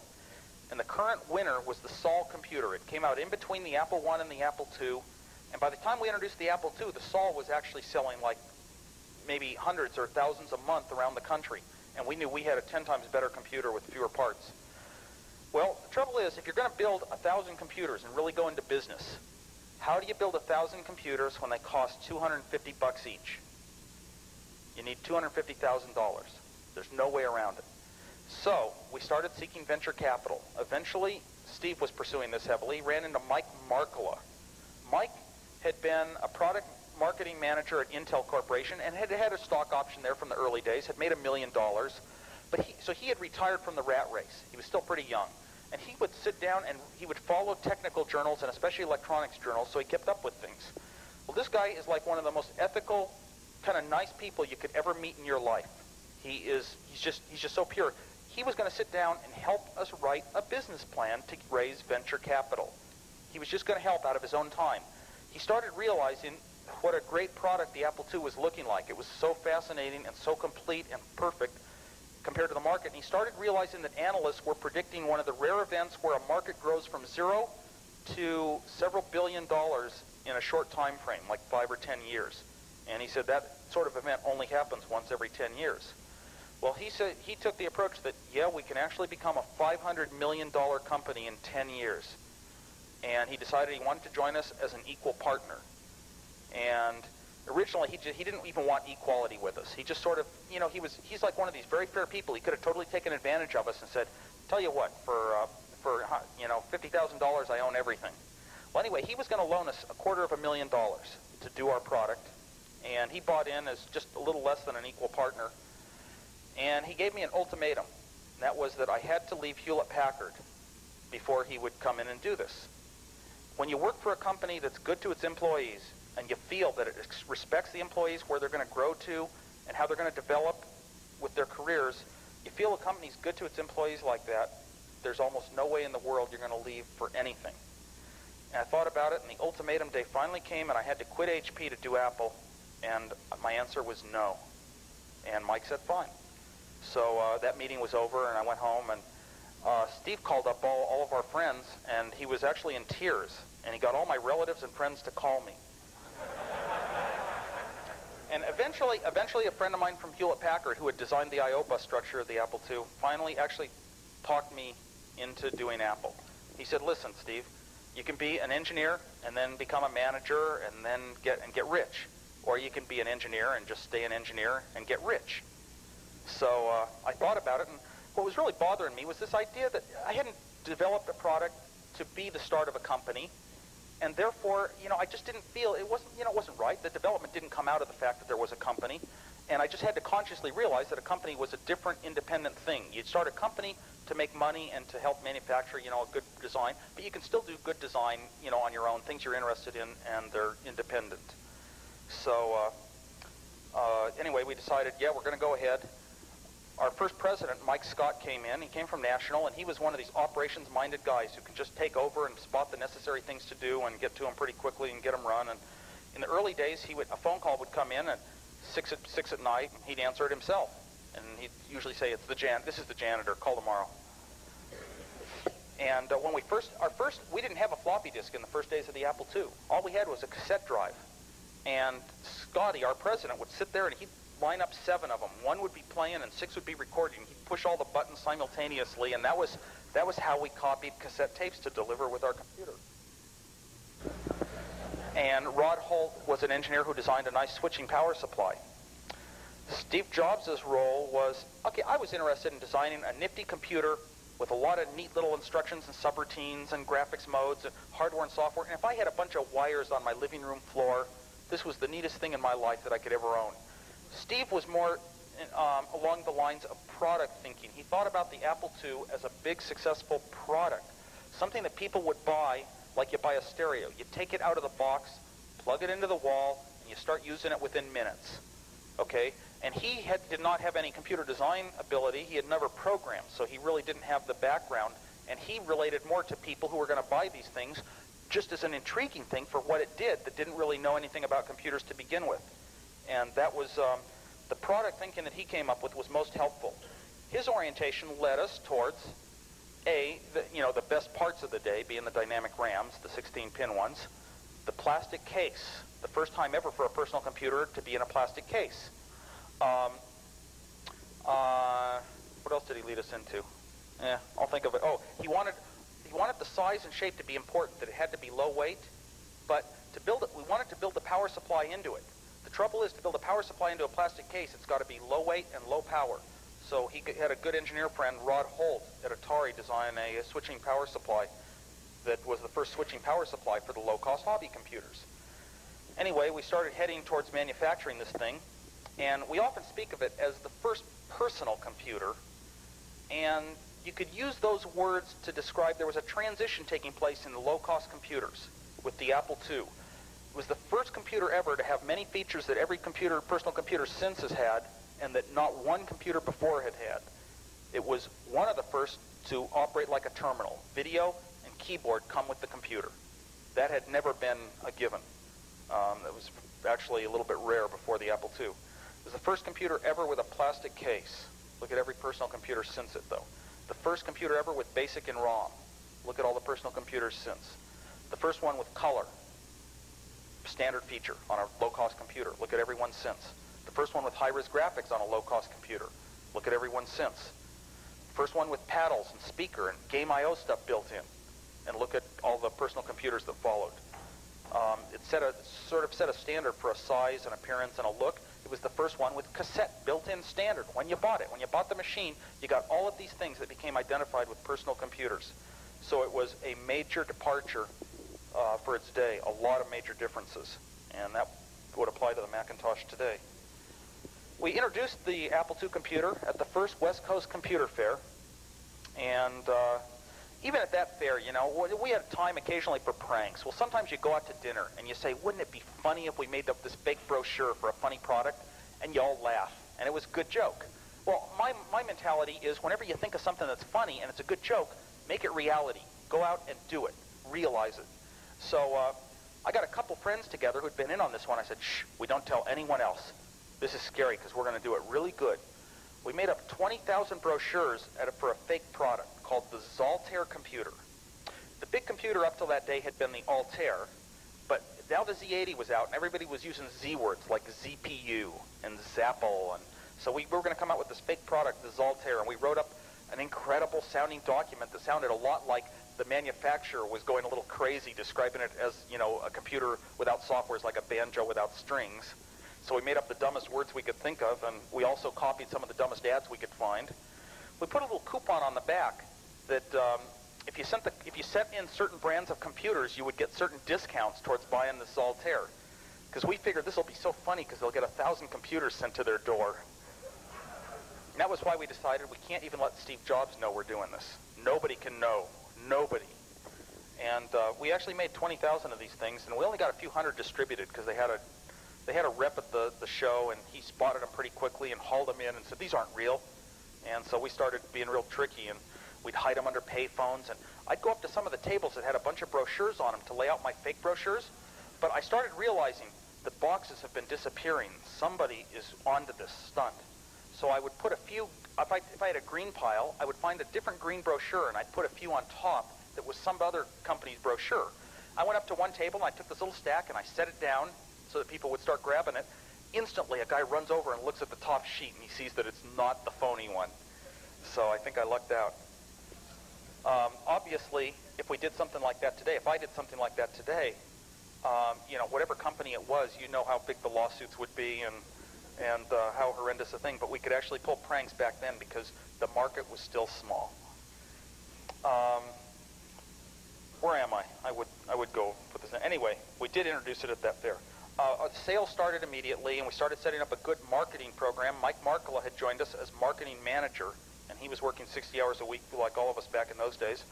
And we started getting a lot of notoriety as being a new direction in computers, the best performance for the price. It was not a kit. It was completely built. Within the next year or so, a couple other small home computers came about, the Commodore and the Radio Shack TRS-80. Those were the only two that really popped up. Steve was always quite afraid that in 6 months, big companies like TI were going to stomp us out, but these other two showed up. Over time, The Apple II had a lot of features that the Commodore and the original TRS-80 didn't have. It had slots for expandability so that other companies could start making products for the computer. It had high-res graphics, it had color, it had games built in. It turns out a lot of the capability differences are what gave Apple an image as being a class product for the same price range. Also, eventually, we were the only ones who could support enough memory of all those first personal computers, and we kind of won a battle on the starting up of the store chains, the computer stores. About the next big step was, well, our sales were going up through about 1977 and into 1978. We're into 78. We've designed a printer interface, and a couple of serial interfaces are on the way. Mike Markkula had been pretty much the director as to how you put a company together. Steve was going to float around and just learn every level of running a company and being an executive, and he's the finest in the world now. Mike Markkula sort of had the expertise of how you put together a financial operation. He was going to do the marketing also. Well, one of the things, he got one of our high school programmers to write a little game called, a little program called Checkbook. You would store all your checkbook information on cassette tape, because we didn't have floppy disks. You would load your checkbook in, it took a few minutes, and then you could add a check. Type in a check that you had written that day, and then spend 2 more minutes and write it out to cassette tape. This was, our image of how a computer could really help you in your home. The project was so personal to Mike Markkula, since it was really his drive to do home projects. One time we went to an executive staff meeting. There were about 5 of us running the company over the first year, since we'd really started with the Apple II as a real company. You're a real company when you buy chairs, you get telephones. We had our first 2,000 square feet. That was a big step. Well, we went to an executive staff meeting, and Mike Markkula put up a list of about the 20 things that we needed most in our company projects. Top of the list, floppy disk.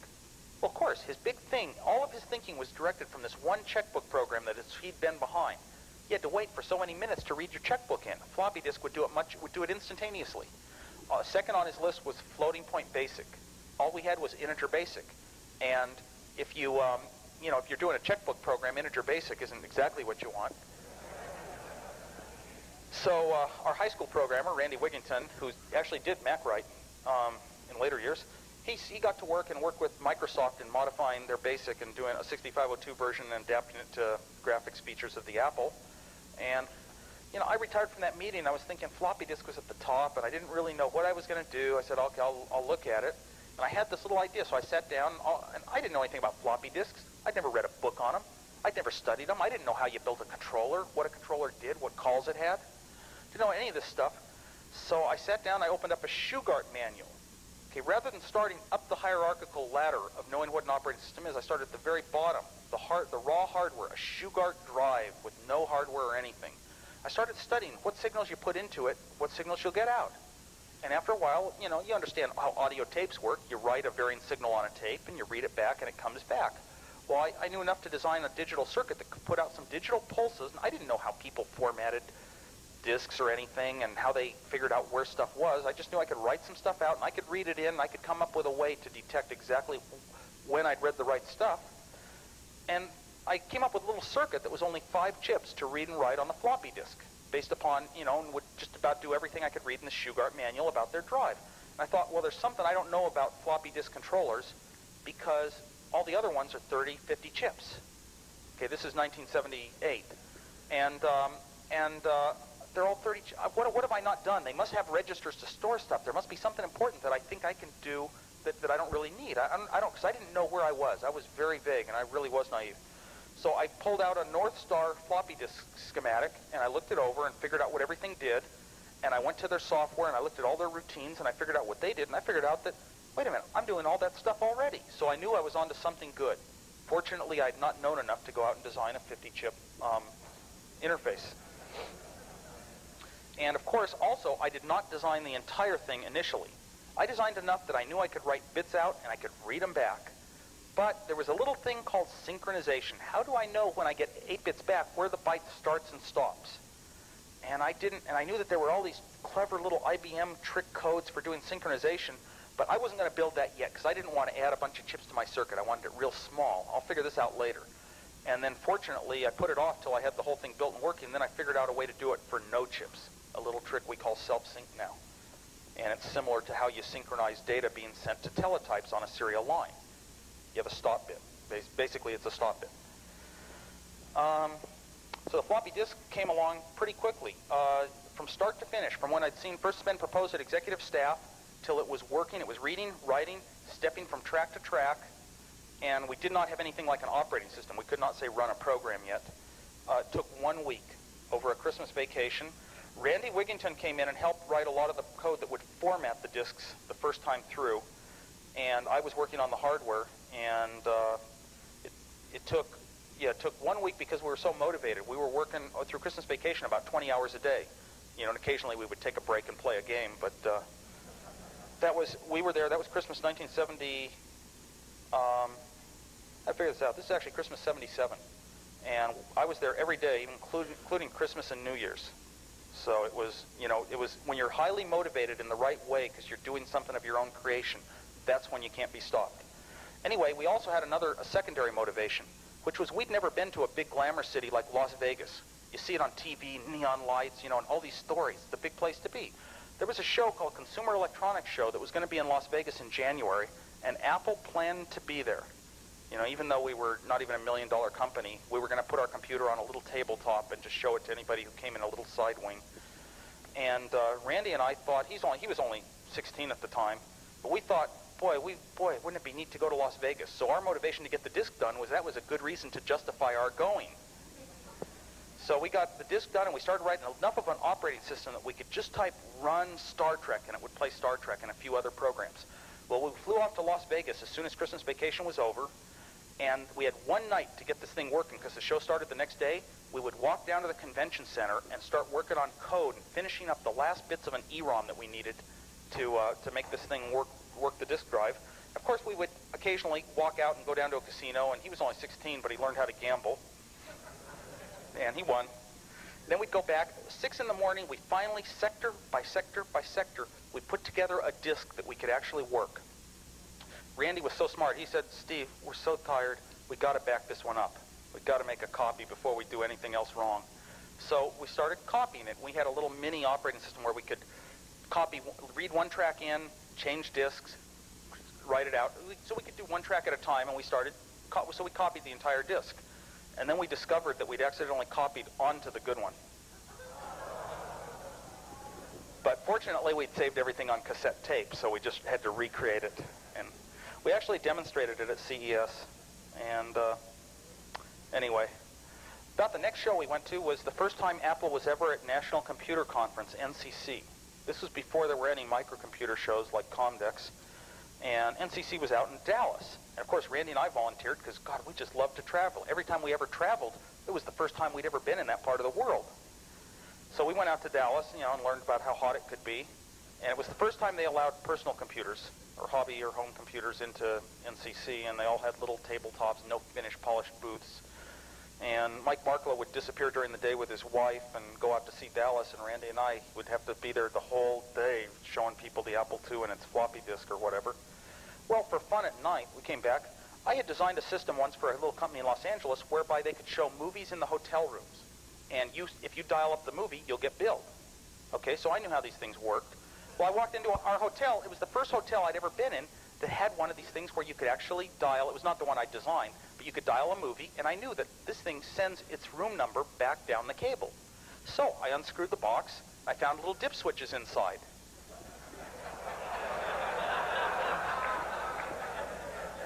And sure enough, didn't get billed for the movies. And the challenge was not really to save $5. The challenge was just to be able to do something most people can't do, and that's the right mentality. We also had, on our way out, we thought, well, what other little prank can we do? Because we were having so much fun in these days, Apple was just sort of the biggest, greatest fun thing in the world. We spotted a telephone in our hotel. That's a normal touch-tone phone, 1, 2, 3, 4, 5, 6, 7, 8, 9. You punch 2, you get the bell desk. You punch 4, you get room service. So we took this telephone apart and put the buttons back together so it went 1, 2, 3 vertically. 4, 5, 6, 7, 8, 9. If you think about it, you walked up to a phone, in a hotel, and it says 2 room service. You look for 2. You don't really notice if it's in the right position or not. So we have no idea how many people went through that phone frustrated. The floppy disk that we introduced in 1978, really, that led the way that all personal computers were going to go. We were first again. The other ones were sticking with cassette tapes, and the world started catching on. Our sales just zoomed. Once we had a floppy disk, we were 4 months backlogged, and we've been pretty much upwards ever since that day, and that's what really made the company. Half a year later, Steve and I could look at each other and realize we had more money than our parents would ever have, and that was a few percent of what we have today. Okay, that's pretty much my topic that I'm going to really cover today, through some of the earliest days of Apple, and try to make it an interesting talk. I've got other topics, but I think I'll let the questions lead into other topics. So I'll open up a question and answer period now.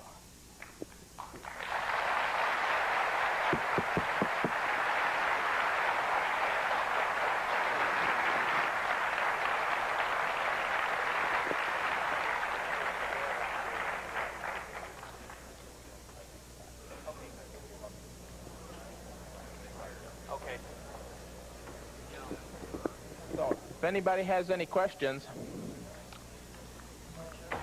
yeah.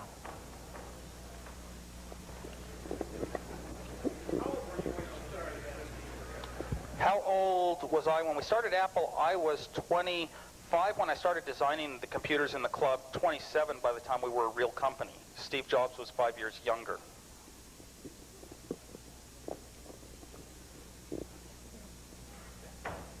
Okay. Does anybody have a question? Yes. What brought me back to Apple again? There's a misperception that I ever left Apple. Apple had gotten to a point over the years it had started to staff up and become a well-organized company, and I couldn't run off and do the quick individual projects that had been my original thing at Apple. So, it was sort of difficult to get through a day. It was very inefficient. I got every memo in the company across my desk. I had 1 million phone calls. People were grabbing me all day. I couldn't really work on concentrated engineering projects, and I got maybe a small percentage of what I had gotten done before could I ever get done. So I was pretty much ready for a break from Apple, and I couldn't really it's not in my personality to go to anyone and say I want to take time off, because I'm a starter of this company. I'm too much, a part of it. But then I had a plane crash, and after coming out of amnesia 5 weeks later, it was just a matter of not going back. It wasn't a matter of leaving. So I took a year off and went to go back to school, and stretched out to a couple of years, did a couple US festivals. That was an idea that popped into my head, and as soon as that one was over, 3 days later, I was back at Apple full-time as an engineer. I have a question back there. Yes. Are Apple Ones available, and how much would they cost? Are Apple Ones available, and how much would they cost? They are not available unless you happen to run into one of the rare people that have them, because there are so few in the world. I have heard of $10,000 to $15,000 being paid for them by people who had a good reason to have them, like Apple or president of certain companies that make Apple software. Got a question back there? Next. Do you feel that Apple is headed in the right direction today? It seems, the early Apple was a fun game type machine, a lot of fun for the home, a lot of creativity in the home. Your latest releases seem to be, of course, addressing the business needs, but really I haven't seen that growth in the fun home computer. Right. How do I feel? Of course, I've been closely associated with the fun home aspects, or even just something as simple as using a simple word processor in your home, but home aspects. My kid likes to play with the Qualipad. And I've been watching that throughout time, and there's been a large focus. Back in 1979, we started staffing up the company to do the Apple III. And the perception that we had from our market research was that 80 to 90% of our market was going to small business, not to the home hobby that we had originally started out to deliver product to. You look at our first ads, and the guy's doing a checkbook in his kitchen. So our perception was that 90% of the market was serious business uses, and they really wanted to run the controller and VisiCalc, and that was just a mistaken direction. We changed our questions a little bit, and our market research came back with different results years later. This year is going to be a big year where we have some huge introductions to go back towards more of a personal side of things. The Macintosh is, for some time, it won't, until the graphics is really used effectively, it won't have a lot of those personal touches. The Apple II line is being Heavily supported, and we're always working on new versions of the computer, new products to attach to it, and this is going to be a huge year for that emphasis back to the home market. Also, IBM is strongly dominating the business market this year, and our product in that market, the Apple III, never really did well. Got a question back here? Can you give us an idea what the new generation 6502 chip is going to do for the Apple II? Are we going to see an Apple IIe Plus with maybe half a megabyte of RAM? Okay, the new generation 6502 chip, he's referring to the 816 chip, which is a 6502, but you can put it into special, it'll totally run a program on the Apple as is, but you can put it into special modes whereby the register, the accumulator, can become 16 bits. The index register can become 16 bits. So it can become a 16-bit processor, at least at the software level, with a 24-bit address. The amount of memory you can address is the major capability disadvantage of the Apple II versus the IBM at the moment. For future to ever overtake them, that is the sort of direction the Apple II would have to go. We have different options. We can switch to this chip and say we're not really going to support its 16-bit instruction set. Although maybe perhaps we'll come up with kludges, we could decide to come up with kludges to support 16-bit addresses with our operating system, or 16-bit registers with our operating systems. But that's only a small step forward, even in performance. We can decide to support the 24-bit addressing so that users can write application programs that have much more memory available to work in. We could go and develop languages that operate in a much larger environment. Or we could take an approach to plug in peripheral cards with other processors on them and say that will be the growth path toward using the full amount of memory. Any input to Apple, this is the right time to get it in, because directions are underway, and they may not be what everyone wants. So how the Apple II uses that processor and addresses megabytes of memory in its future growth path, input is highly desirable from users. I have a question for you, Steve. How do you think the 2E compares with the PC Junior? How do I think the 2E compares with the PC Junior? Well, that's I figure you'd have an opinion. that's an awkward question, because I don't really consider them to be very heavily similar products. The PC Junior I think it's got some huge advantages in the fact that they brought the bus out the side. If it weren't for that, the product would be pretty much of a limited dog. But they brought the bus out the side, and what's going to happen is, I look in my head, there's this huge world of all the companies that started up, the Legend Industries and the Videxes and all the companies that came out with all these incredible boards for the Apple II. And it's a rare time in history that can happen, and that's going to possibly diminish over time. But all of a sudden, every one of them is going to start designing products for the PC Junior, especially any company that's already done a product for the PC that just plugs in this new connector on the side. And so I think there'll be a lot of other companies outside of IBM doing advertising and promoting the PC Junior in forthcoming years. And it will be supported by much larger community than IBM, and that's very good for all the users, and it may be a successful product on that basis. On the other hand, it's received enough poor attention that it could be an Apple III to them. In other words, it could be a good, satisfactory product, but it didn't quite catch the glow and the press and all that Macintosh did. And it wasn't so new and different. I think everybody says their PC's horrible, their keyboard's horrible, and I think they actually made the right decision on their keyboard to have little tiny buttons and overlays.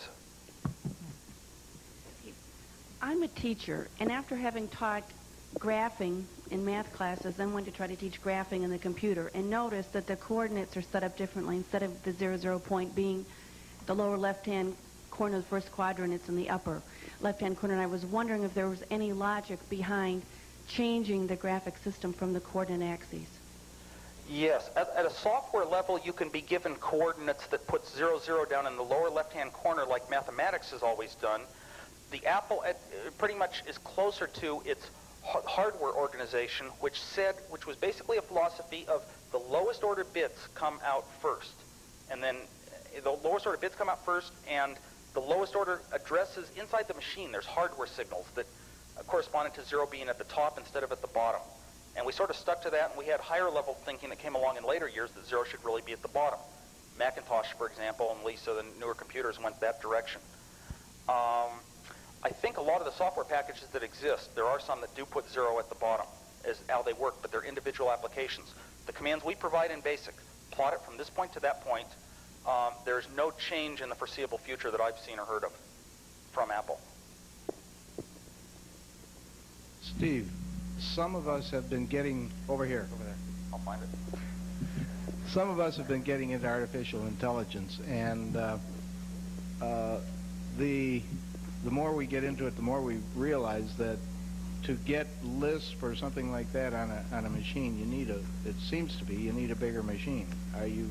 Is there any work being done on developing, say, an artificial intelligence machine or Apple into something? Apple's not really close to artificial intelligence type machines or, their applications. We're still at the, we've got the limited hardware we've got. We don't have 100 megabytes of hard disk and 5 megabytes of RAM, which is pretty much the sort of requirement you need for an artificial intelligence Lisp machine. So I don't have much comment beyond that. It's going to be, we're going to go step by step in our growth patterns up and across and down the markets. Okay, Next. What I'd like to do here is we're starting to run late on time. It's getting about 1:45. So what I'd like to do is we have a gift for Steve that I'd like to give him, and then he'll be here to sign autographs and still answer questions. But this way we can speed things up a little bit if we do this now. So let me give this to him, and then feel free to come down, talk with him, and ask all the questions you want.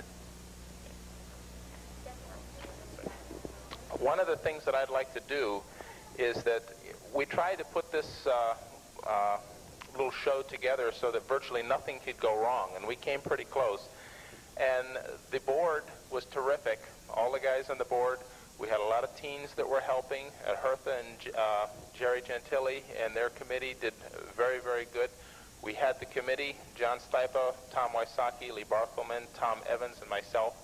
All of Tom Evans' people, Dave Narozny, Reno Creighton, Solomon Smith, Dave Wheeler, who worked with Ralph Waller, and especially Stan Skozen for letting us, we kept calling him up and asking him for more outrageous things all the time, and Stan was terrific. And Guy Stella, the principal of the school, again was terrific. Joe Strebel and Lisa Rose were two of the people working up there in the booth that are with the school, and they were terrific. They really were, and I really thank them. Everybody should know somebody with a bus, and I know Rick Stauffer, and I am really glad that he came through because it gave us the ability to move people from another lot. Joe Martinez, again, was terrific because he did all the connections with the school, breaking the news about how many people we're going to have and how many cars and all the lots and everything, and he was really terrific on that. And really, thanks, because you really helped it go. The biggest thanks goes, however, to Mr. Wozniak. There are 3 traffic cones that were out in the parking lot that are missing. The reason is that, as Tom said, we wouldn't be here if it wasn't for him. Do you know where they are? Please return them, or we'll have to buy 3 of them. And he's brought an awful lot of pleasure into the...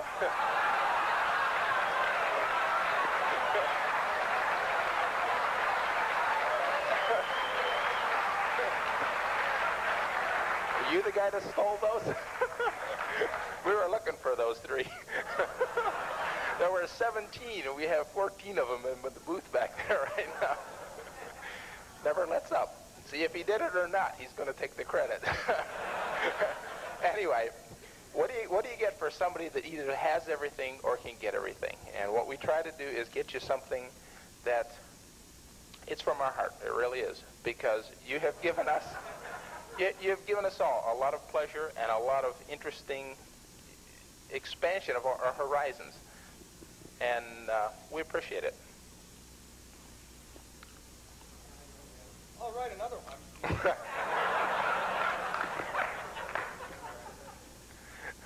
What it is, this is a piece of glass. It says Woz. It has the Neo Apple Core logo in it, and it says, "Thanks for being with us." And we mean that not just for today, but for always. Thanks for being with us, because you've made our life a lot better and a lot nicer.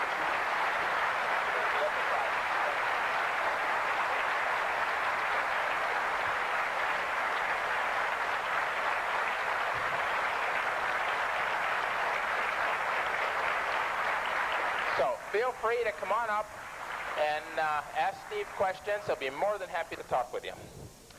How about, sir, giving me your autograph? This is the plan to get you here and get you out. Okay. And what do you want it to say? Who's it to? Me, Bob Caldwell.